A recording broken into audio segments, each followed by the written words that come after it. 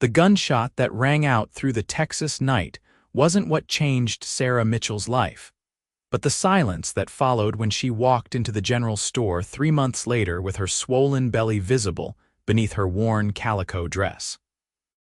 The year was 1876, and in the small town of Redemption Creek, nestled between the dusty plains and the unforgiving hills of West Texas, a woman carrying a child without a husband might as well have been carrying the plague. Sarah felt the weight of every eye upon her as she stepped through the door, the bell above jingling with an innocence that mocked the tension crackling through the air like heat lightning. Mrs. Henderson, who had known Sarah since she was a girl of 5, turned her back so quickly her skirts swished against the wooden counter. The sound seemed unnaturally loud in the sudden hush. Sarah's throat tightened, but she lifted her chin and walked toward the flour barrels with as much dignity as she could muster. Her hands trembled slightly as she reached for a small sack, counting out the precious coins from her reticule. The baby kicked inside her, a flutter of movement that brought both joy and terror in equal measure. "We don't serve your kind here," Mr. Henderson said from behind the counter, his voice flat and cold as a January creek. Sarah froze, the coins slipping from her fingers to scatter across the wooden floor with tiny metallic pings. She had known it would be difficult, but hearing the actual words spoken aloud felt like a physical blow to her chest. "Please," Sarah said, hating how her voice wavered. "I just need some flour and beans. I have money. Your money's no good here. Get out." Mr. Henderson crossed his arms over his broad chest, his face set in granite disapproval. Behind him, his wife nodded, her lips pressed into a thin line of righteous condemnation. Sarah bent to retrieve her coins, her pregnant belly making the movement awkward and ungainly. Tears burned behind her eyes, but she refused to let them fall, not here, not in front of these people who had once welcomed her into their homes and their lives.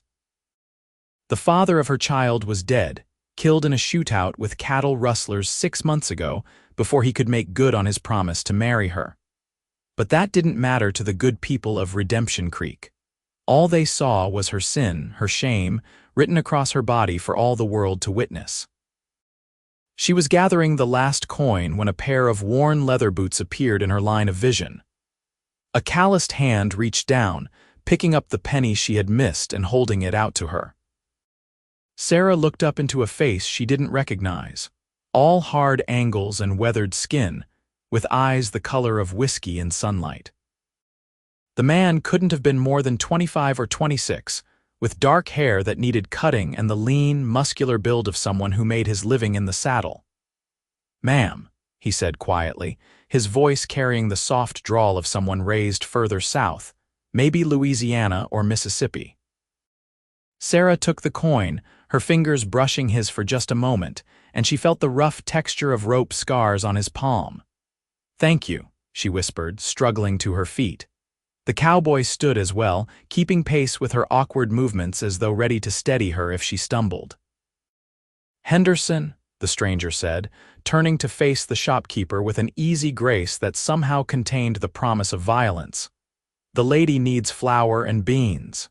I'll be paying for them." "Now see here, mister," Henderson began, his bluster somewhat diminished by the steady gaze of the man before him. "We run a respectable establishment and we don't want any trouble." "Then there won't be any trouble," the cowboy said, his tone pleasant enough but with steel underneath. "Just flour and beans, and some salt pork if you've got it, and maybe some dried apples." He glanced at Sarah. "A woman in her condition needs to eat proper." Sarah felt heat flood her cheeks at this stranger's casual acknowledgement of her pregnancy, but there was no judgment in his voice, no condemnation. He spoke as matter-of-factly as if he were discussing the weather or the price of cattle. Henderson looked like he wanted to argue, but something in the cowboy's stance made him think better of it. With ill grace, he began gathering the items, slamming them down on the counter with more force than necessary. The stranger paid with crisp bills from a worn leather wallet, counting them out carefully. When Henderson shoved the supplies across the counter, the cowboy gathered them up and turned to Sarah, inclining his head toward the door. She followed him out into the afternoon heat, her mind spinning with confusion and a fragile, tentative hope. Outside, the stranger loaded the supplies into a small wagon hitched to a tired-looking mule. Sarah realized with a start that it was her wagon, the one she had driven into town from the small homestead she had been trying to maintain on her own since her father died 2 years ago. "How did you know this was mine?" she asked, finding her voice. The cowboy settled the last sack into the wagon bed and turned to her with a slight smile that transformed his stern face into something approaching handsome. "Only one wagon on the street that looks like it's held together with prayer and determination. Figured it belonged to someone who needed help." "I don't need charity," Sarah said, but the words lacked conviction. The truth was she desperately needed help, needed kindness, needed something other than the cold rejection that had become her daily bread. "Didn't figure you for the type who wanted charity," the man replied, leaning against the wagon with his arms crossed. "But everybody needs a hand now and then. No shame in that." He studied her for a long moment, his whiskey-colored eyes taking in her worn dress, her too thin face, the exhaustion that lined her features. "That baby needs a father now," he said quietly. "Needs someone to provide for it, to protect it, to give it a name that won't get it spit on in the street." Sarah felt the tears she had been holding back finally escape, tracking hot paths down her dusty cheeks. "The father is dead," she said, her voice breaking. "He was going to marry me, but he died before we could, and now everyone treats me like I'm something dirty, something shameful." The cowboy was silent for a moment, and Sarah thought she had disgusted him too with her confession. But then he pushed off from the wagon and stood before her, not touching but close enough that she could smell leather and horse and clean masculine sweat. "Name's James Cordell," he said. "I've been working on the Double R Ranch about 10 miles north of here. Been there 6 months now, saving my wages." He paused, seeming to choose his words carefully. "I'm 24 years old and I've been alone most of my life, never had much in the way of family. Lost my parents to yellow fever when I was 15, been drifting ever since. Working cattle, breaking horses, whatever work I could find." Sarah didn't understand why he was telling her this, but something in his tone kept her silent, listening. "I've been thinking lately that it's time to stop drifting," James continued. "Time to put down roots, build something that lasts. I've got enough saved to buy a small piece of land, maybe start my own herd." He met her eyes directly. "But a man trying to build a homestead needs a wife. And a baby needs a father. Seems to me we could help each other out." Sarah's breath caught in her throat. "Are you asking me to marry you? You don't even know me." "Know enough," James said. "Know you've got courage standing up to those people in there when they were treating you like dirt. Know you've been working that homestead on your own, which means you're not afraid of hard work. Know you need help and I'm offering it." He tilted his head slightly. "What's your name?" "Sarah Mitchell," she said faintly, her mind reeling. "I'm 19 years old. My father died 2 years ago and left me 40 acres and a house that's falling apart. I've been trying to keep it going, but I can't do much of the heavy work anymore, not with the baby." She placed a hand on her swollen stomach. "I'm about 6 months along." James nodded as if she had confirmed something he already knew. "Your land borders the creek." "Yes, how did you know?" "Passed by it a few times. Good land if it's worked right. Good water source." He was quiet for a moment, then said, "I'm not promising you a love match, Sarah Mitchell. But I'm promising you respect and hard work and a name for your baby. I'm promising you that I'll treat you and that child right, that I'll provide and protect as best I can. And I'm promising you that nobody will ever make you feel ashamed again, not while I'm standing." Sarah felt something crack open in her chest, some tight knot of fear and loneliness that had been choking her for months. This stranger was offering her a way out, a lifeline when she was drowning. It was insane marrying someone she had just met. But what other choice did she have? The people of Redemption Creek had made it clear she was no longer welcome. Without help, she would lose the homestead, lose everything her father had worked for, and the baby, her innocent baby, would be born into scorn and poverty. "Why would you do this?" she asked, searching his face for some sign of ulterior motive, some hidden cruelty. "You could marry anyone. You don't have to take on another man's child." James was quiet for a long moment, his gaze distant. "My mother was alone when she was carrying me," he said finally. "My father married her when I was 3 months in her belly, gave me his name even though he knew I wasn't his blood. He never treated me different, never made me feel less than. He was a good man, and he taught me that family is more than blood. It's about showing up, doing right by people who need you." His eyes focused on her again. "Maybe I'm trying to pay forward what he did for my mother, or maybe I'm just tired of being alone."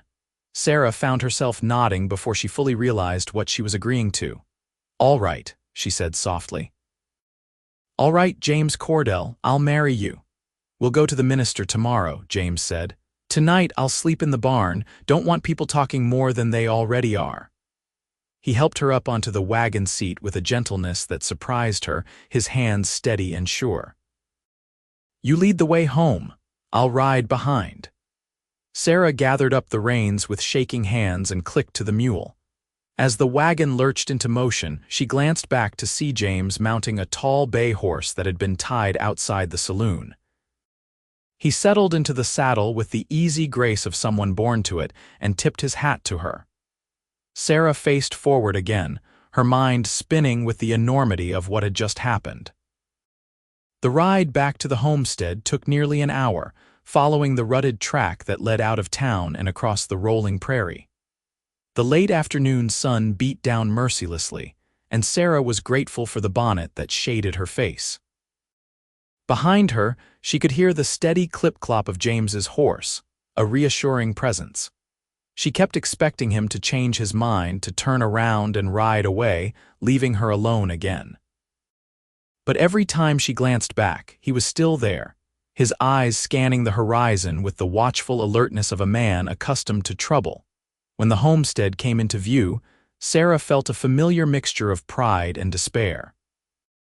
The house was small, just 3 rooms really, built of weathered wood that had once been painted white but now showed mostly bare gray planks. The roof sagged in one corner where the supports had rotted through, and several of the windows were covered with oiled paper instead of glass. The barn was in better shape, thanks to her father's attention before he died. But the corral fence was falling down in places, and the whole property had an air of neglect and struggle. James rode up beside the wagon as she pulled the mule to a stop. He sat in silence for a moment, taking it all in with an assessing gaze. Sarah braced herself for criticism, for him to see what he was getting into and reconsider his offer. "Good bones," James said finally. "Needs work, but the foundation is solid. That barn will hold my horse and the mule, and there's room for more animals. Creek's close for water." He dismounted and came to help her down from the wagon seat. His hands spanned her waist carefully, taking her weight as she awkwardly climbed down. "We'll make something of this place, Sarah. I promise you that." Sarah felt tears threaten again and blinked them back impatiently. She seemed to cry at everything these days, her emotions as unstable as spring weather. "I'll show you where things are," she said, leading him toward the house. "It's not much, but it's clean." The inside of the house was indeed clean, if sparse. The main room served as kitchen and living space, with a cast iron stove, a rough wooden table with 2 chairs, and a rocking chair near the empty fireplace. A short hallway led to 2 bedrooms, one that had been her father's and one that had been hers. Sarah had moved into her father's room after he died, unable to bear sleeping in the bed where she had been a girl, before everything changed. James looked around without comment, then began unloading the supplies from the wagon, carrying them in and storing them in the small pantry off the kitchen. Sarah started a fire in the stove and put coffee on to boil, her hands moving through the familiar motions while her mind remained in a state of shock. This morning she had woken up alone, uncertain how she would survive the next day, the next week. Now she was preparing to marry a stranger who had appeared in her life like something out of a storybook. "I'll see to the animals," James said when the supplies were all put away. "Then I'll work on that roof before the sun goes down. Looks like it might leak come the next rain." "You don't have to start working today," Sarah protested. "You must be tired from the ride into town." James smiled slightly. "I'm used to hard work, and the sooner I start fixing things, the sooner this place will be sound." He paused at the door. "You rest now, you look worn down to nothing." Sarah wanted to argue, but the truth was she was exhausted. The pregnancy drained her energy, and the constant stress of trying to manage on her own had taken its toll. She sank into the rocking chair and closed her eyes, listening to the sounds of James moving around outside, the creak of the barn door, the soft nicker of his horse. For the first time in months, she felt something that might have been the beginning of hope. She must have dozed off, because the next thing she knew, the room was filled with the golden light of early evening, and the smell of frying salt pork filled the air. Sarah jerked awake, disoriented, to find James at the stove, cooking supper. He had rolled up his sleeves, revealing forearms corded with muscle and tanned dark from the sun. "Didn't mean to wake you," he said, glancing over his shoulder. "Figured you needed the rest more than you needed to cook." "I should be doing that," Sarah said, struggling to rise from the chair. James waved her back down. "You've been doing everything on your own for too long," he said. "One meal won't hurt me to make. Besides, I'm not much of a cook, but I can manage salt pork and beans." He dished up 2 plates and brought them to the table, then poured coffee into tin cups. "Come eat." Sarah joined him at the table, and they ate in silence for a few minutes. The food was simple but good, and Sarah realized she couldn't remember the last time someone had cooked for her. It was a strange intimacy, sharing a meal with this man who was still essentially a stranger. "Tell me about the father of your baby," James said suddenly, and Sarah nearly choked on her coffee. She set the cup down carefully, her hand trembling slightly. "His name was Thomas Garrett," she said after a moment. "He worked on the Henderson Ranch breaking horses. He was 21, handsome, full of charm." She stared down at her plate. "He started courting me last year after my father died. He said all the right things, made all the right promises. He said he loved me, that we would get married in the spring." Her voice grew bitter. "I believed him. I let him into my bed because I thought we would be married, thought I was giving myself to my future husband. But something happened," James prompted gently when she fell silent. "He told me he needed to make one more big score before we could marry, that he wanted to have enough money to start us off right. He fell in with some men who were planning to rustle cattle from the big ranches around here, drive them down into Mexico and sell them." Sarah blinked back tears. "The ranchers caught them, there was a shootout, Thomas and 2 others were killed, the rest went to prison." "And you were already pregnant," James said. "I didn't know it yet, not for certain, but yes. By the time I was sure, Thomas was a month dead, and everyone in town knew what he had been, what he had done. They looked at me like I had chosen to lie with a criminal, like I was as bad as he was." She met James's eyes defiantly. "I loved him, or I thought I did. Now I don't know. Maybe I was just lonely and scared after my father died. Maybe I just wanted someone to tell me everything would be all right." James was quiet for a long moment, his strong hands wrapped around his coffee cup. "You made a mistake," he said finally. "But you didn't deserve to be treated like you're less than human because of it. And the baby sure as hell doesn't deserve to pay for its father's sins or its parents' choices." He stood and began clearing the plates. "We'll go into town tomorrow and see the minister. Get married proper. Then nobody will have anything to say about it." "They'll still talk," Sarah said softly. "They'll count the months and know the baby isn't yours." "Let them talk," James said. "As long as the baby has my name and my protection, that's all that matters." He poured hot water from the kettle into the wash basin and began cleaning the dishes. "You should sleep now. Take the bed. I'll make up a place in the barn." "You can take my father's room," Sarah offered. "I'm in my old room now. It wouldn't be right to make you sleep in the barn." James turned to look at her, his expression unreadable. "Wouldn't be proper. Us alone in the house together before we're married. I know we're going to be husband and wife tomorrow, but tonight I sleep in the barn. Don't want to give anyone cause to question things more than they already will." Sarah felt a rush of gratitude and something else, something warmer, toward this strange man who was so careful of her reputation even now. "Thank you," she said, "for all of this. I know it doesn't make sense what you're doing, but thank you." James nodded once, then took his hat from the peg by the door. "I'll be up early to do chores before we head into town. You sleep as long as you need."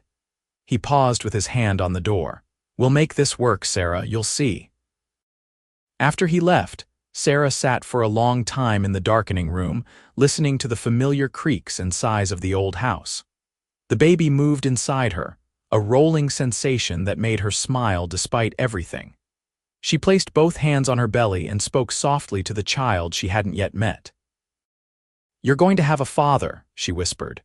"Maybe not the one I planned, but a good man, a man who's choosing you, choosing us when he doesn't have to. That means something." Sarah eventually rose and made her way to bed, and for the first time in months she fell asleep without crying. The next morning dawned clear and hot, the sun already blazing in a cloudless sky. Sarah woke to the sound of someone chopping wood and realized with a start that James must have been up for hours already. She dressed quickly in her least worn dress, a blue calico that was tight across the bust and belly but still presentable, and pinned up her dark blonde hair as neatly as she could manage. Her face in the small mirror looked pale and nervous, her green eyes too large in her thin face. When she stepped outside, she found James stripped to the waist, his skin gleaming with sweat as he split logs for firewood. The muscles in his back and shoulders bunched and released with each swing of the axe, and Sarah felt her cheeks heat at the sight. He glanced up as she approached and immediately reached for his shirt, pulling it on with the unself-conscious grace of a man used to physical labor. "Morning," he said, wiping sweat from his forehead. "I've fed the animals and fixed that broken board in the corral fence. Figured we should head into town soon before it gets too hot." "I'll pack us some food for the journey," Sarah said, turning back toward the house. James caught her arm gently and she stopped, looking up at him in question. "Are you sure about this?" he asked, his whiskey-colored eyes serious. "Last chance to change your mind. I won't hold it against you if you decide you'd rather take your chances on your own." Sarah thought about it, really considered the question. She barely knew this man. He could be cruel, could be violent, could be any number of terrible things that didn't show on the surface. But something in her gut told her he was what he appeared to be, a good man offering her a way out of an impossible situation. And even if he wasn't, even if she was making another mistake, at least her baby would have a name, would have a chance at a decent life. "I'm sure," she said firmly. "Are you?" James smiled, and again she was struck by how it transformed his stern features. "I wouldn't have asked if I wasn't." He released her arm. "Go on and get that food packed. We'll leave in 20 minutes. The ride into Redemption Creek seemed to take forever and no time at all. Sarah sat beside James on the wagon seat, intensely aware of his presence beside her, the solid warmth of him, the smell of soap and shaving cream that told her he had cleaned up before waking her. He had put on his best clothes, a clean white shirt and a black vest, and had shaved carefully. Looking at him now in the bright morning light, Sarah realized he was actually quite handsome in a rugged, unpolished way. His profile was strong, his jaw firm, and there was something dependable about him that made her feel safer than she had in a long time. They didn't talk much during the ride, both lost in their own thoughts. As they approached town, Sarah felt tension knot her shoulders, anticipating more hostile looks, more rejection. But James drove the wagon straight to the white clapboard church at the end of Main Street, helping her down with careful hands before anyone had much chance to notice them. Reverend Matthews was in his study, working on Sunday's sermon. He was an older man, perhaps 60, with a kind face and gentle eyes that had always reminded Sarah of her father. He looked up in surprise when James knocked on the open door, his surprise deepening when he saw Sarah standing beside the stranger. Sarah Mitchell, he said, rising from his desk. I haven't seen you in services lately. Haven't felt particularly welcome, Sarah said, unable to keep the bitterness from her voice. But I'm not here for a sermon, Reverend. I'm here to be married. Reverend Matthews's gaze sharpened, moving between Sarah and James. I see, and you are. James Cordell, sir. I work on the Double R Ranch. James held out his hand and the Reverend shook it, still looking confused. This is rather sudden, isn't it? Reverend Matthews said carefully. Sarah, I know you've been through a difficult time. You don't have to rush into anything out of desperation. I'm not, Sarah said, though that was exactly what she was doing. James has asked me to marry him and I've accepted. We'd like you to perform the ceremony today if you're willing. The Reverend studied them both for a long moment. Sarah could see him taking in her pregnant belly, the circumstances that must be obvious to anyone with eyes. She waited for him to refuse, to lecture her on sin and redemption, to turn them away like everyone else had. Instead, Reverend Matthews sighed and said, Do you understand what you're taking on, young man? Marrying a woman who is carrying another man's child is no small thing. It will be a burden, make no mistake. Respectfully, sir, I don't see it as a burden, James said quietly. I see it as an opportunity to do right by someone who needs help, and to build the family I've always wanted. Sarah and her baby are a gift, not a burden. The Reverend's expression softened. That's a good answer, son. Sarah, is this what you truly want? Sarah nodded, not trusting her voice. The Reverend looked at them both for another moment, then smiled. Very well. Give me a few minutes to find my prayer book and we'll make this official. Do you have a ring? James reached into his vest pocket and pulled out a simple gold band. It was my mother's, he said. Only thing I have left of her. Reverend Matthews nodded approval. Wait here, I'll be right back. While they waited, Sarah felt nerves flutter in her stomach. This was really happening.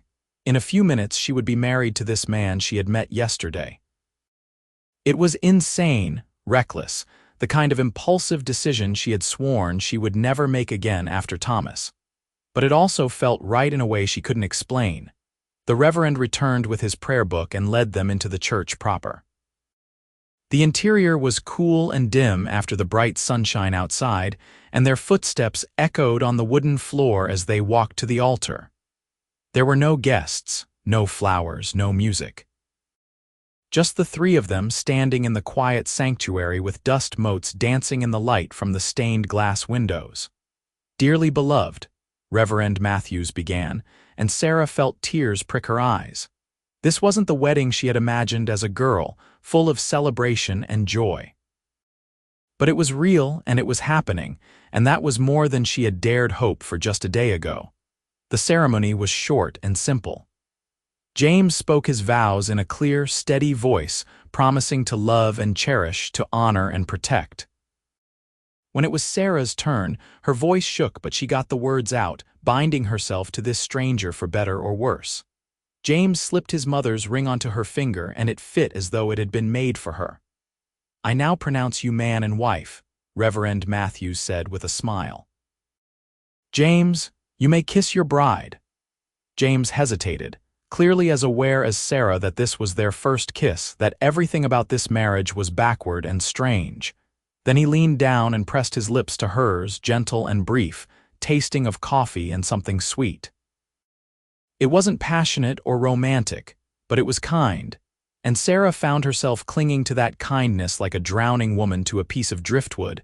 When they stepped back from each other, both slightly flushed, the Reverend was holding out a marriage certificate. Sign here, both of you. I'll file this with the county recorder so it's all legal and proper. He watched as they signed their names, James's handwriting surprisingly neat and careful, Sarah's slightly shaky. Congratulations, Mr. and Mrs. Cordell. May God bless your union and the child you're bringing into this world. They thanked him and walked out into the sunshine as husband and wife. Sarah felt dazed, unreal, like she was watching this happen to someone else. James helped her back onto the wagon and climbed up beside her, gathering the reins. Before he could set the mule in motion, a voice called out from across the street. Well, well. Sarah Mitchell got herself a husband after all.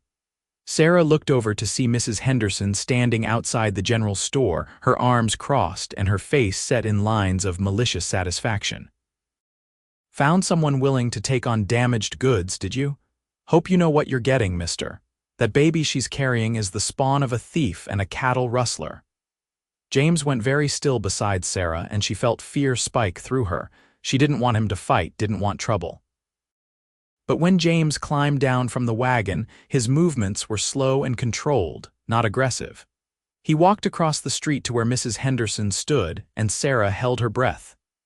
"Ma'am," James said, his voice polite but cold as January ice, "you're talking about my wife. That baby is mine now, and I'll thank you to keep a civil tongue in your head when you speak about my family. The past is done and buried. What matters now is the future." Mrs. Henderson's face flushed an ugly red. "The past isn't done just because you put a ring on her finger. Everyone knows what she is, what she did." "What I know," James said, his voice dropping lower, more dangerous, "is that throwing stones at a woman who made a mistake in a moment of grief and loneliness is about the most unchristian thing I can imagine. Seems to me Jesus had some words to say about that kind of behavior." He turned and walked back to the wagon, leaving Mrs. Henderson sputtering with outrage. As they drove away, Sarah found her voice. "Thank you, you didn't have to do that." "Yes, I did," James said simply. "You're my wife now, Sarah. That means I stand up for you always. That's what marriage means to me." Sarah felt something warm unfold in her chest, something that might have been the beginning of affection, of trust. She studied her new husband's profile as he drove, the set of his shoulders, the strong hands holding the reins. She had married him out of desperation and necessity, but maybe, just maybe, something real could grow from such unlikely beginnings. The ride back to the homestead was quiet, but it was a comfortable silence now, the tension of the morning easing as they left town behind. When they arrived, James helped Sarah down and then began unhitching the mule, clearly intending to return to work. "James," Sarah said, and he turned to look at her. "What happens now, I mean with us, with the marriage." James seemed to understand what she was really asking. "I meant what I said yesterday. I'll treat you with respect, Sarah. I'm not expecting anything from you that you're not ready to give. You can have your room, I'll take your father's. We'll figure the rest out as we go." He paused. "This is a real marriage, though. I want you to understand that. I'm not looking for a way out, and I'm not going to walk away when things get hard. We're in this together now." Sarah nodded, relief and something else, something that might have been disappointment washing through her. "All right, I'll start supper then." "I'll be in shortly to help," James said. "Just want to check on a few things first." Sarah went inside and busied herself with preparing the evening meal, trying to process everything that had happened in the last 24 hours. She was married. She had a husband. Her baby would have a father and a name. These were facts, solid and real, but they still felt like a dream. Over the next few weeks, Sarah and James settled into a rhythm of domestic life that was both strange and oddly comfortable. James threw himself into repairing the homestead with a determination that amazed Sarah. He fixed the sagging roof, replaced broken boards, mended fences, and generally made the place more sound and livable than it had been in years. He was up before dawn every day, working until the sun went down, stopping only for the meals Sarah prepared. For her part, Sarah focused on the garden and the house, trying to prepare for the baby's arrival while managing the increasing fatigue that came with her advancing pregnancy. She was 7 months along now, her belly swollen and heavy, her movements ungainly. James was unfailingly patient with her, helping her with tasks that were becoming difficult, never complaining about the extra work her condition created. They were polite with each other, careful, like two people walking on ice that might crack at any moment. James kept his word about sleeping in the other room, never pushing for more than Sarah was ready to give. They talked during meals, simple conversations about the day's work, the weather, practical matters.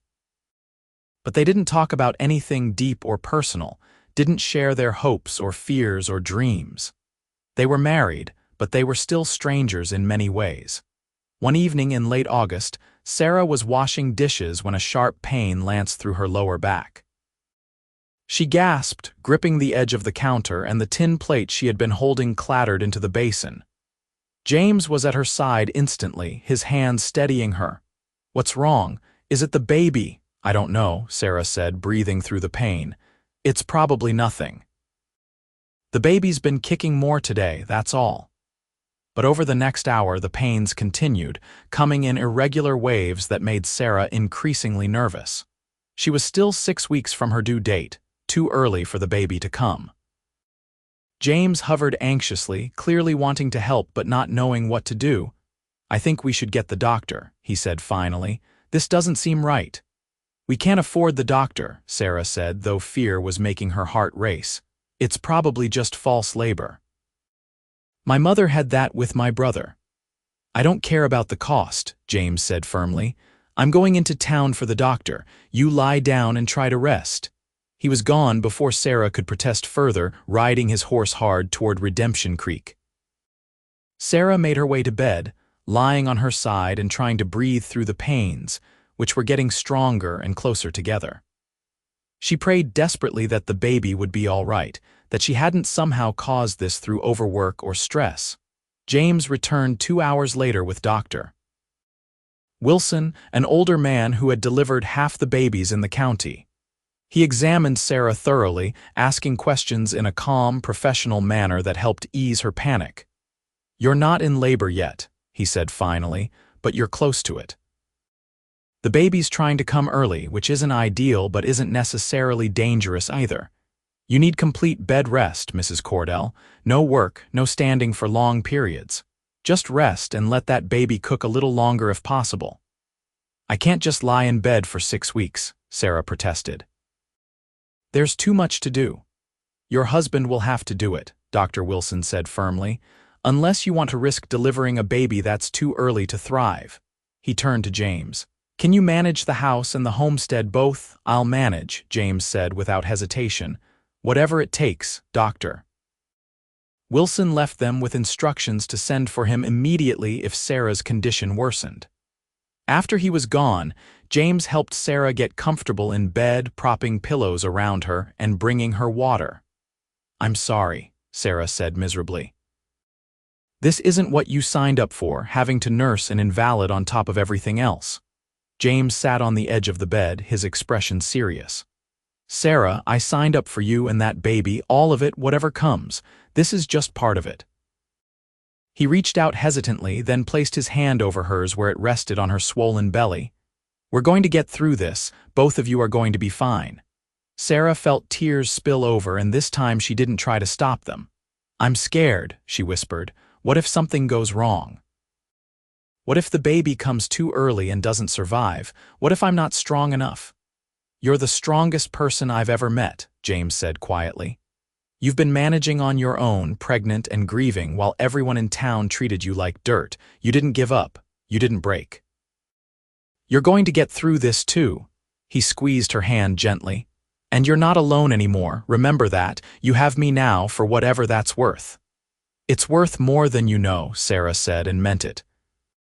Over the past weeks, James had become a steady presence in her life, reliable and kind.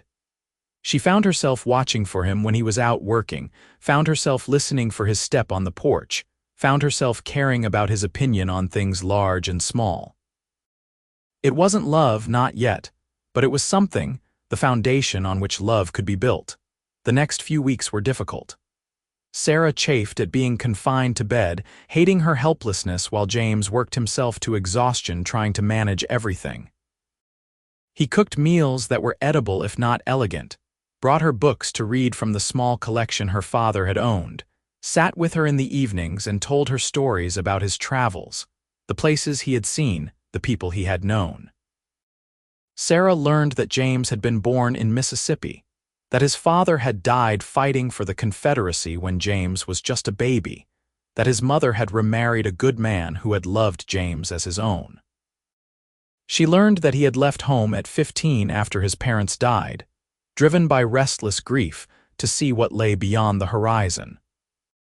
He had worked cattle drives from Texas to Kansas, had broken horses in Colorado, had even tried his hand at prospecting in Arizona before deciding ranching suited him better. "I always envied men who had a place they belonged," James told her one evening as twilight deepened outside the window. A piece of land they could call their own, a family waiting for them, seemed like the most valuable thing a man could have. He glanced at her, his expression vulnerable in the lamplight. "That's what I'm trying to build here, Sarah. A home. A real home, not just a place to sleep between jobs." "Is it what you imagined?" Sarah asked.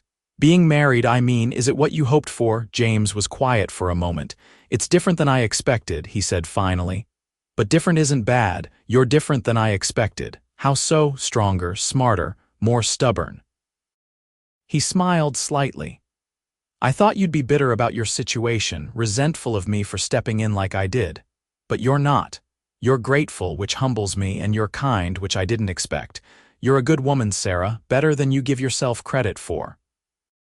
Sarah felt heat flood her cheeks at his words. "I don't feel particularly good. I feel like I made a terrible mistake that you're paying the price for." "You loved someone who wasn't worthy of you," James said. "That's not a crime, and I'm not paying a price, I'm gaining a family." He stood and stretched, his back cracking audibly. "I should let you rest. You need your sleep." "James," Sarah said as he turned toward the door, "thank you for everything. I don't say it enough, but I'm grateful, more than I can express." James looked back at her, and in his eyes, Sarah saw something that made her breath catch, something warm and deep that went beyond simple kindness or duty.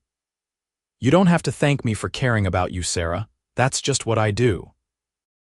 Then he was gone, closing the door softly behind him, and Sarah was left staring after him with her heart beating too fast. It was in that moment that Sarah realized she was falling in love with her husband. The realization shocked her, made her press her hand to her chest as if she could slow the sudden racing of her heart. She had thought herself incapable of love after Thomas, had thought that part of her was dead and buried.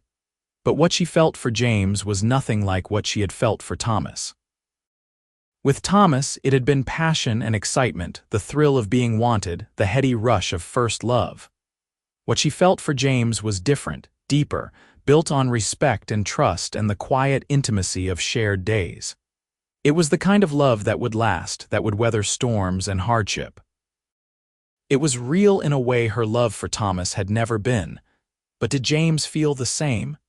He had married her out of compassion, out of a desire to do right by someone in need. He was kind to her, protective of her, but did he love her? Sarah didn't know, and the uncertainty kept her awake long into the night, her hand resting on her belly where the baby kicked and rolled, active even in sleep. 2 weeks later, on a hot September morning, Sarah woke to a familiar cramping sensation. At first she thought it was more false labor, but as the contractions grew stronger and more regular, she realized this was the real thing. The baby was coming, ready or not. "James," she called out, trying to keep the panic from her voice. Within seconds he was at her bedside, his hair tousled from sleep, his eyes instantly alert. "Is it time?" "I think so. The pains are different now, stronger, and they're coming every few minutes." James didn't waste time with questions. He pulled on his boots and grabbed his hat. "I'm going for the doctor. Don't push until he gets here, all right? Just breathe through the pains." "James," Sarah said, catching his hand, "if something happens, if you have to choose, save the baby, promise me." James's face went hard.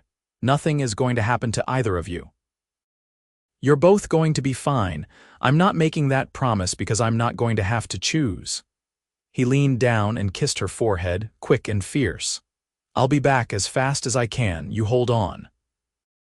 After he left, Sarah tried to follow his advice, breathing through the contractions that came with increasing frequency and intensity.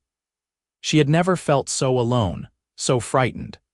This was her first baby and she had no mother or sister to guide her, no experienced woman to tell her what to expect.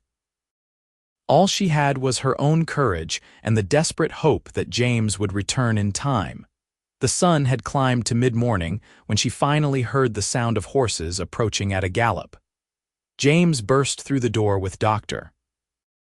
Wilson right behind him, both men breathing hard from the breakneck ride. The doctor took one look at Sarah and immediately began organizing the room, issuing instructions to James for boiling water, fetching clean linens, preparing for the birth. The next few hours passed in a haze of pain and effort. Sarah had known childbirth would be difficult, but nothing had prepared her for the reality of it, the overwhelming intensity of bringing a new life into the world. Doctor. Wilson coached her through it with professional calm, and James stayed by her side holding her hand, wiping her face with a cool cloth, murmuring encouragement even as she squeezed his hand hard enough to leave bruises. "You're doing fine, Sarah," Dr. Wilson said. "One more big push now. Your baby's almost here." Sarah bore down with the last of her strength, and then suddenly the pressure released and a thin, angry wail filled the room. She collapsed back against the pillows, gasping for breath, tears streaming down her face. "It's a boy, doctor," Wilson announced, holding up the squalling infant. "Small but strong lungs on him. He's going to be just fine." James took the baby from the doctor with hands that shook slightly, cradling the tiny, wrinkled newborn against his chest with such care that Sarah's heart clenched. He looked down at the baby with an expression of wonder, then carried him over to Sarah, placing him in her arms. Sarah looked down at her son, at his scrunched-up red face and tiny, waving fists, and felt a love so fierce it was almost frightening wash over her. "Hello, little one," she whispered. "I'm your mama, and this," she looked up at James, her eyes swimming with tears, "this is your father." James swallowed hard, visibly moved. "He needs a name." "I was thinking William," Sarah said. "After my father, if that's all right with you." "William Cordell," James said, testing the sound of it. "It's a good name, a strong name." He reached out and touched the baby's tiny hand, and little William immediately wrapped his fingers around James's thumb, holding on with surprising strength. James let out a shaky laugh. "Look at that. He's got a good grip." Dr. Wilson finished his work and packed up his bag, giving Sarah instructions for recovery and for caring for the baby. "You did well, Mrs. Cordell. Your boy is healthy despite being a bit early. Feed him often and keep him warm, and he'll thrive." He turned to James. "Make sure she rests. No work for at least 2 weeks. She needs to heal." After the doctor left, James helped Sarah get comfortable, then took the baby so she could sleep. Sarah watched through heavy-lidded eyes as her husband paced the room, rocking little William gently, speaking to him in a low, soothing voice. She fell asleep to the sight of James silhouetted against the window, the baby secure in his arms, and for the first time since her father died, Sarah felt like she had a real family again. The weeks following William's birth were both exhausting and joyful. The baby was demanding, waking every few hours to be fed, crying when he needed changing, or was simply uncomfortable with the strange new world he found himself in. But Sarah had never been happier. Every moment with her son felt like a gift, and watching James with the baby filled her with a warmth she couldn't quite name. James was a natural father, patient and gentle with William in a way that surprised them both. He got up with Sarah during the night feedings, bringing her water or just sitting with her in the quiet darkness while she nursed the baby. He learned to change diapers without complaint, to rock William to sleep, to recognize the different types of cries and what they meant. He talked to the baby constantly, telling him about the horses and the cattle, about the work that needed doing on the homestead, about all the things they would do together as William grew. Sarah would catch him sometimes, holding William while the baby slept, just staring down at the tiny face with an expression of such tender wonder that it made her throat tight. This was what a father should be, she thought. Not the charming but ultimately selfish Thomas, but this steady, reliable man who chose to love a child that wasn't his blood. One evening, when William was about 6 weeks old, Sarah was sitting in the rocking chair with the baby when James came in from his work. He stopped in the doorway, watching them, and Sarah looked up to find an expression on his face that made her pulse quicken. "What is it?" she asked, James came into the room slowly, as if drawn forward against his will. He knelt beside the rocking chair at eye level with Sarah, and she caught her breath at the intensity in his gaze. "I need to tell you something," he said quietly. "I've been trying to hold back, trying to give you time, but I can't keep it in anymore." He took a deep breath. "I love you, Sarah. Not because you're my wife or because it's my duty. I love you. I love your strength and your courage. I love the way you sing to William when you think I can't hear. I love how you've made this house feel like a home. I love who you are, all of you, the mistakes and the scars and the beauty of you." Sarah's eyes filled with tears. "James, you don't have to say anything," James said quickly. "I know this isn't what we agreed to. I know you married me out of necessity, not love, but I wanted you to know, I wanted to be honest with you." "James," Sarah said again, reaching out to cup his face with her free hand, William cradled in her other arm. "Stop talking and listen to me." She waited until he met her eyes. "I love you too. I think I've been falling in love with you for weeks now, maybe longer. You're everything I never knew I needed. You're kind and honest and good, and you make me feel safe in a way I've never felt before. I love you. Not because you gave us your name or because you've provided for us, but because of who you are, the man you are." James closed his eyes, leaning into her touch, and Sarah saw the relief and joy that washed over his face. When he opened his eyes again, they were bright with unshed tears. "Can I kiss you? Really kiss you this time, not like at the wedding?" Sarah nodded, unable to speak past the emotion clogging her throat. James leaned in slowly, giving her every chance to pull away, and then his lips were on hers, warm and gentle and full of promise. Sarah kissed him back, pouring all her love and gratitude and hope into it, and felt his hand come up to cradle the back of her head, holding her like she was something precious. When they finally pulled apart, both breathing hard, Sarah was crying and laughing at the same time. William, disturbed by the movement, let out a small cry of protest, and they both laughed, the tension breaking into something warm and joyful. "I guess we have to get his approval too," James said, gently taking the baby from Sarah.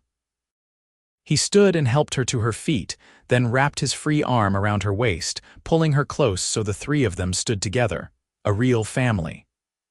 "What do you say, William? Is it all right with you if I love your mama properly now?" The baby yawned hugely, unimpressed with the drama of the adults, and they both laughed again. James kissed Sarah's forehead, then her lips, soft and sweet. "We should probably talk about the sleeping arrangements," Sarah said, her cheeks heating. "I mean, now that we've said all this." "If you want to. No pressure, of course, but we are married, and I do love you, so it would be natural to." James stopped her rambling with another kiss. "I want to," he said when he pulled back. "But only when you're ready, Sarah. There's no rush. We have all the time in the world." "Tonight," Sarah said decisively. "I'm ready tonight. I want you in my bed, James. I want to be your wife in every way." James's eyes darkened with want, but he searched her face carefully. "You just had a baby 6 weeks ago. Are you sure you're healed enough, doctor?" "Wilson said 6 weeks," Sarah pointed out. "It's been 6 weeks and 2 days, not that I'm counting. I'm sure, James, I want this. I want you." That night, after William was finally asleep in the cradle James had built for him, they came together as husband and wife, not out of obligation or arrangement but out of love. James was gentle with Sarah, careful of her still healing body, worshipful in his touch.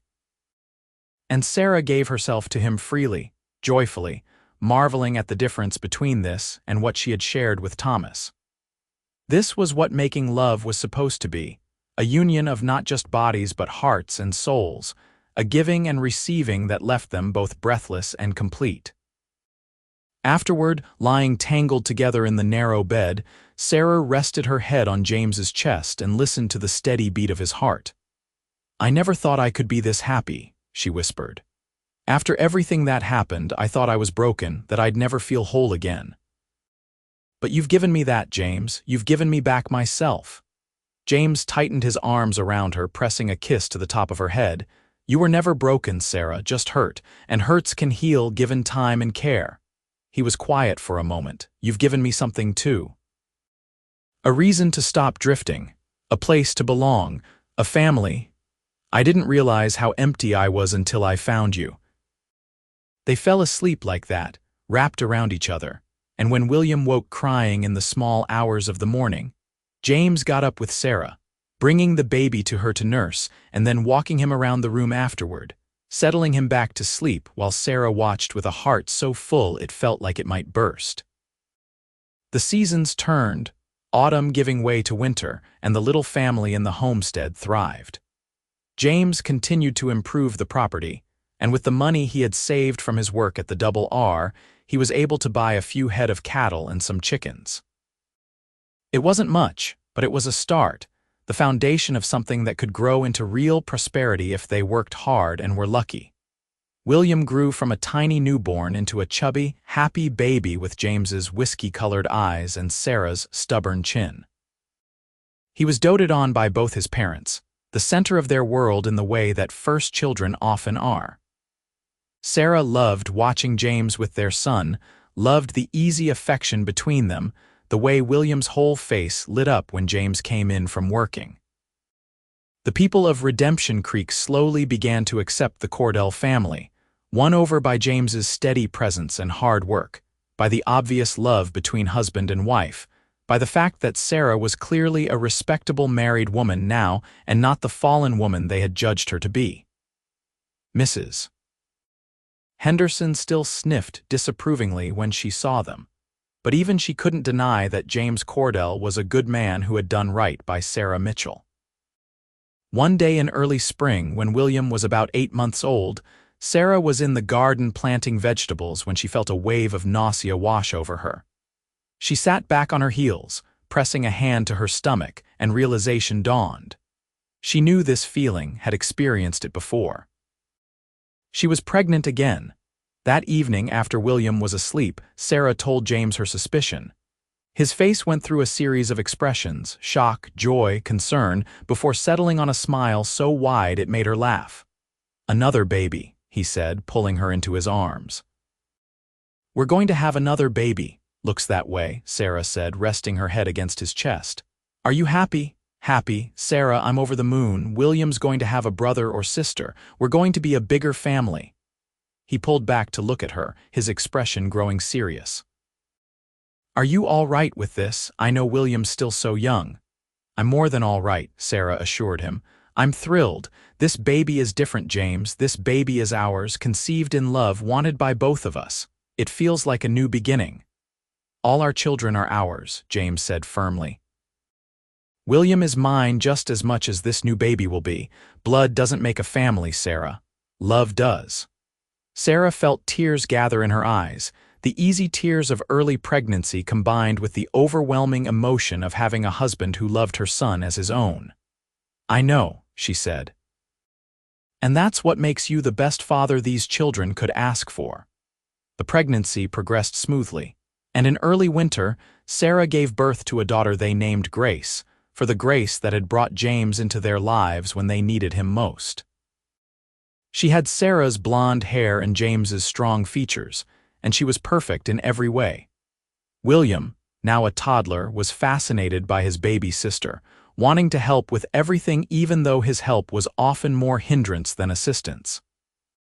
James was patient with both children, juggling his work with fatherhood in a way that made Sarah fall more in love with him every day. The homestead continued to grow and prosper. James's small herd of cattle multiplied, and he was able to sell beef to the army fort 20 miles south, bringing in much-needed income. They built a new room onto the house for the children, and James talked about eventually building a proper barn, maybe even hiring a hand to help with the work. Life wasn't easy.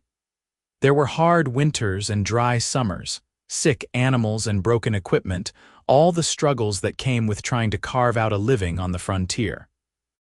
But they faced it all together, James and Sarah, a partnership forged in unlikely circumstances but strengthened by love and commitment.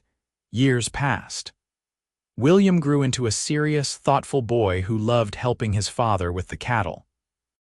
Grace was all fire and spirit, keeping her parents on their toes with her mischief and her endless energy. 2 more children followed, First, another boy they named Thomas, after Sarah's first love, because James said it was important to honor the past even as they built the future. And then a second daughter they called Margaret, after James's mother. The homestead became a real working ranch, prosperous enough that they were able to hire 2 hands to help with the growing herd. The house expanded to accommodate their growing family, and Sarah planted flowers around the porch, making it pretty as well as functional. On their 10th wedding anniversary, James took Sarah into town for a rare dinner at the hotel restaurant, leaving the older children in charge of the younger ones for a few hours. As they sat across from each other at the nice table with its white cloth and good china, Sarah looked at her husband and marveled at the life they had built together. James had aged well, his face more weathered but his eyes still bright, his body still strong from hard work. He reached across the table and took her hand, and Sarah saw the gold band on his finger that matched the one he had given her all those years ago. "What are you thinking?" James asked, his thumb rubbing gently over her knuckles. "I'm thinking about how lucky I am," Sarah said. "How different my life would be if you hadn't walked into that store 10 years ago. If you hadn't been brave enough to offer me a way out, kind enough to love a child that wasn't yours, patient enough to wait for me to fall in love with you." "I'm the lucky one," James said. "You gave me everything I ever wanted, Sarah. A home, a family, a reason to get up every morning. You made me into the man I always wanted to be." "We made each other," Sarah said. "That's what marriage is supposed to be, isn't it? 2 people building something together that's stronger than either of them alone." James raised her hand to his lips, kissing her knuckles gently. "I love you, Sarah Cordell, more today than yesterday, but not as much as tomorrow." Sarah felt her eyes well with the tears that still came so easily even after 4 children and 10 years. "I love you too, James. Thank you for choosing us. Thank you for giving William your name and your love. Thank you for being the man you are." They finished their dinner and walked back to the wagon in the twilight, James's arm around Sarah's waist, her head on his shoulder. The ride home was peaceful, the stars coming out overhead, the air cooling with the promise of autumn. As they crested the last hill before the ranch came into view, Sarah could see the lights in the windows, warm and welcoming, and could hear the faint sound of children's laughter. "We did good, didn't we?" James said softly, and Sarah knew he wasn't talking about the ranch or the cattle or any of their material success. He was talking about the family they had built, the love that filled their home, the children who were growing up safe and happy and secure in the knowledge that they were wanted. "We did very good," Sarah agreed. "Better than I ever dreamed possible." Years continued to pass, each one bringing its own joys and challenges. William grew into a fine young man who had James's steadiness and Sarah's compassion. He fell in love with the daughter of a neighboring rancher, and when he married at 20, James gave him a piece of their land to start his own homestead. Sarah cried at the wedding, remembering her own hasty ceremony in the empty church, grateful that her son's marriage was starting under such different and happier circumstances. Grace proved to have a head for business and numbers, taking over the ranch's accounts and proving herself invaluable as the operation continued to grow. She was courted by several young men from the surrounding area, but she declared herself in no hurry to marry, content for now to help run the family ranch and dote on her younger siblings. Thomas, named after a man he would never know, grew up with no knowledge of the circumstances of William's birth. As far as he and Margaret knew, James was father to all 4 of them, full-blood siblings without question. Sarah and James had decided early on that the children didn't need to know about Thomas Garrett, that it would only complicate things and potentially hurt William. The past was buried, and only Sarah, James, and a few old-timers in Redemption Creek remembered the scandal that had once swirled around Sarah Mitchell. Margaret was the baby, spoiled by her older siblings and adored by her parents. She had James's easy way with animals and declared her intention to become a veterinarian, a lofty ambition for a girl but one that her parents supported wholeheartedly. James and Sarah grew older together, their hair going gray, their hands becoming gnarled from years of hard work, but their love never diminishing. If anything, it grew stronger with each passing year, deepened by shared experiences and the knowledge that they had chosen each other, had built this life together through effort and commitment and abiding affection. On a warm summer evening, when James was 50 and Sarah was 45, they sat on the porch watching the sun set over the land they had worked for 26 years. Grandchildren played in the yard, William's 3 boys roughhousing while his wife called for them to settle down. Inside the house, Sarah could hear Grace helping Margaret with her schoolwork, the younger girl's protests about mathematics making Sarah smile.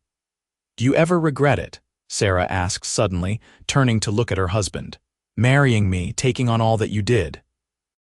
James looked at her with the same steady gaze that had first drawn her to him all those years ago. "Not for a single second," he said. "Every choice I made that day led me to this, to you, to our family. How could I regret the best decision of my life?" Sarah leaned her head on his shoulder, and they sat in comfortable silence, as the sky painted itself in shades of orange and pink and purple. She thought about the frightened 19-year-old girl she had been, standing in the general store with her swollen belly and her shame, certain that her life was over. She thought about the cowboy who had appeared like something out of a fairy tale, offering her hope when she had none. That baby needed a father, James had said, and he had meant it. He had given William his name, his love, his guidance, everything a father should give and more. And in return, William and the other children had given James a family, had given him the place to belong that he had been searching for his whole life. It hadn't been a conventional beginning, their marriage. It hadn't been built on romance or courtship or any of the things people said a good marriage needed. But it had been built on something stronger, on mutual respect and kindness and a willingness to work for something better. And from that unlikely foundation, real love had grown, the kind that lasted a lifetime and beyond. As the stars began to appear in the darkening sky, Sarah lifted her head and kissed her husband's weathered cheek. "Thank you," she said softly, "for everything. For saying yes when you could have walked away, for loving us when we needed it most, for being the man you are." James turned and kissed her properly, his lips warm and familiar. "Thank you for letting me," he said. "For taking a chance on a drifting cowboy who didn't know the first thing about being a husband or a father, for teaching me what family means, for loving me back." They sat on the porch until full dark, surrounded by the sounds of their family, the life they had built together spreading out around them in every direction. It was everything Sarah had never known to hope for, everything James had always dreamed of, but never thought he would have. And it all started because a cowboy had looked at a shunned woman and seen not her mistakes or her shame, but her courage and her need. Because he had been brave enough to offer his hand and his name and his heart. Because sometimes the best families are the ones we choose, built not on blood but on love and commitment and the simple decision to show up, day after day, and do the hard work of caring for each other. The baby had needed a father, and James Cordell had stepped up to be that father. In doing so, he had found not just a son, but a wife, a family, a home, and a love that would last all their days. And Sarah, who had thought herself ruined and lost, had found redemption and joy in the arms of a stranger who became her everything. As they finally rose to go inside, calling the children in for the night, Sarah looked back at the land one more time. Tomorrow there would be work to do, always work on a ranch. But tonight, there was just family and love and the sweet satisfaction of a life well lived together. James took her hand as they crossed the threshold, and Sarah squeezed his fingers, thinking of that first time he had picked up her fallen coin, how that small gesture of kindness had changed everything. Life was funny that way, how a single moment could alter the course of everything that followed. "I love you, Sarah Cordell," James said as he closed the door behind them, shutting out the night and enclosing them in the warmth of home. "I love you too, James Cordell," Sarah replied. "Today, tomorrow, and always." And she meant it with her whole heart, grateful every day for the cowboy who had given her baby a father, and in doing so had given her the greatest gift of all, a love that had transformed them both and built a legacy that would endure for generations. The years ahead would bring more changes, more challenges, more joys. Children would grow and leave and return. Grandchildren would multiply. The ranch would continue to prosper. And through it all, James and Sarah would remain the heart of it, the foundation on which everything else was built. Two people who had found each other in the darkest moment and had chosen to build toward the light. Their story wasn't a conventional love story, but it was a true one. It was proof that families come in all forms, that love can grow even in the hardest soil, that redemption is always possible for those brave enough to reach for it. And it all started with a simple statement, spoken by a cowboy to a shunned woman carrying another man's child. That baby needs a father now. 3 simple words that changed everything, that set in motion a love story for the ages, that built a family and a legacy and a life worth living.